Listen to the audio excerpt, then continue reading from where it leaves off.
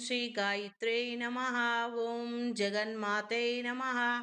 ओम परब्रह्मस्वरूपिण्ये नमः। ओम परमार्थप्रदाय नमः। ओम जपाय नमः। ओम ब्रह्मतेजो विवर्धिन्ये नमः। ओम ब्रह्मास्त्ररूपिण्ये नमः। ओम भव्याय नमः। ओम त्रिकाल देयरूपिण्ये नमः। ओम त्रिमूर्तिरूपाय नमः। ओम सर्वज्ञाय नमः।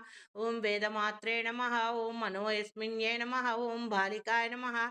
ओम तरुणाय नमः। ओम वृद्धाय नमः। ओम सर्वमण्डलवासिन्ये नमः। ओम मन्देहदावद्यां कारिण्ये नमः। ओम सर्वकारणाय नमः। ओम हंसरूढाय नमः। ओम वृषभरूढाय नमः। ओम गरुडरोहिण्ये नमः। ओम शुभाय नमः। ओम षट्कुक्षय नमः। ओम त्रिपदाय नमः। ओम शुद्धाय नमः। ओम पंचशीर्षाय नमः। ओम त्रिलोचनाय नमः।